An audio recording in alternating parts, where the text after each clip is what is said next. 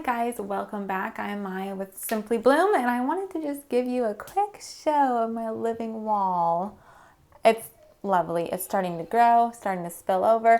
If you didn't see that video, I have it linked below of when I made this living wall. But today am going to focus on starting perennials and biannuals and like eucalyptus. That's not a perennial, at least in my zone 3. Not a perennial here, but I'm going to be starting a bunch of different perennials, biannuals, stuff like that, all by seed. So we are in the middle of a house remodel, which is expensive. It's taking up a lot of my gardening budget, to be honest.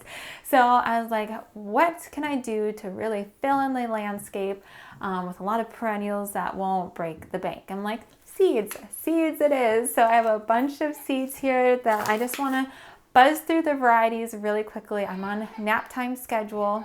I did do a seed unboxing when I got all of these seeds in. I go into more detail and in-depth of each variety that I got, but for now I'm just going to buzz through the names, pop up a little picture on the screen as I see the variety, and then we're going to get to planting.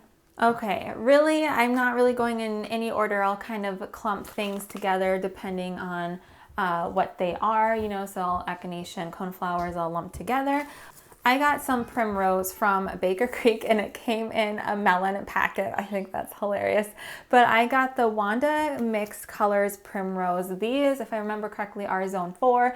I live in zone 3, but I'm hoping if I kind of put them in a protected area, kind of mulch them up, they will return for me. And I got these because I want to just plop them into a couple containers on my front deck and just have some spring color come spring. I know a lot of you already have some spring color. It's all white outside. We have no color right now. So I thought if I started these in now, maybe I can get some cool, beautiful flowers. And then when I'm done with those, I'll plop them in the landscape and hopefully they'll return.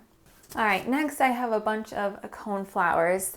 I believe all of these are perennial. There's only one that it doesn't say whether it's a perennial or not.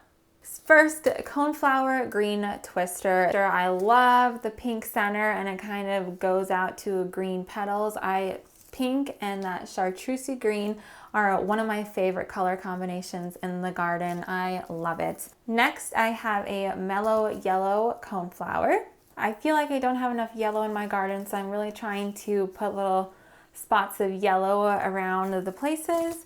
And then I have a Echinacea Paradise So Super Duper. This is like a double, it doesn't have that big cone center.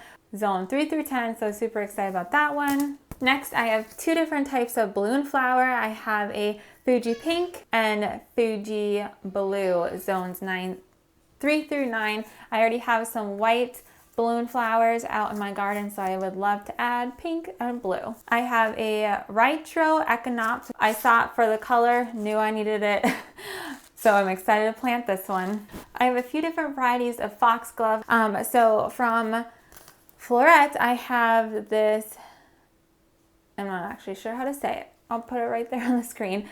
There's this one, it's gorgeous. And then from Johnny's, I have the Dalmatian Peach, the Pam's Choice, the Camelot Lavender, and I thought I had Camelot Rose, but it's not here. I'll have to check, but I think I'll be planting Camelot Rose as well. I have a couple different varieties of delphiniums. I have a Magic Fountain Sky Blue and Magic Fountain Cherry Blossom. Those two together, like magic. For yarrow, I have summer berries. I have just a naturally occurring white yarrow that's just out in my woods that I use all the time in bouquets and arrangements. It just added like this little sparkle to the arrangement, added lots of texture. I loved it. So I'm excited for this summer berries to just have a little pop of something else besides white. Although white is gorgeous. And then moving on to eucalyptus, I have the silver dollar eucalyptus, the rounded leaved mallee, I'm not sure I said that properly, and then the baby blue bouquet, which is just little baby eucalyptus. I thought that'd be perfect to like sneak into some bouquets as well. I'm also going to be growing lupin and some different varieties of columbine, but those need a chilling period, so I'm going to be throwing those in the fridge today, giving them a chill period of 1 to 2 weeks, and then I will be planting those up, so stay tuned for that as well. But in the meantime, let's go plant.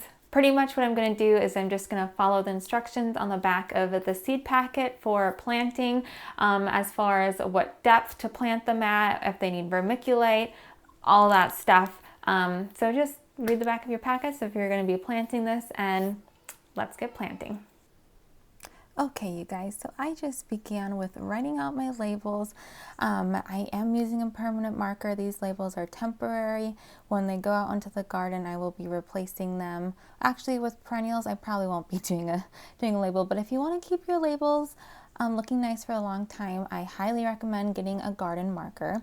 And then I had some leftover seed starting mix from last time that I just added to, and then I'm just going to be adding some water. It's really important to kind of pre-wet your seed starting mix. It just helps the initial first watering. And then I like to do a snowball test, I call it. If it kind of holds together like a snowball, that's the perfect consistency. You don't want any extra water dripping from it. And then I'm grabbing my tray, and I remembered I have my food on the stove. So I run and check. I was happy that it was not burnt. Just a ham and cheese sandwich with some pasta salad on the side. So I'm gonna go eat this really fast while my child naps, and then I will do a quick cleaning when I am done eating, and then get back to planting. All right, back to my seed starting trays. My soil was still pretty good as far as wetness, so I just started packing it into my trays. Now, normally I have a second tray that I will actually kind of lay on top, and that just helps press all the soil, make sure there's no air pockets. But I didn't have another tray in the house, and I didn't want to run outside, so I painstakingly just pressed in every single cell to make sure that it was nice and evenly filled. And then this is probably the hardest part of planting, in my opinion, is trying to figure out how many plants to plant of each variety. Now, I would be probably smart to go through and think of my garden layout and how many plants I have room for, but I just kind of guess. If I have any extra, I will give them away, and then I just start the planting process.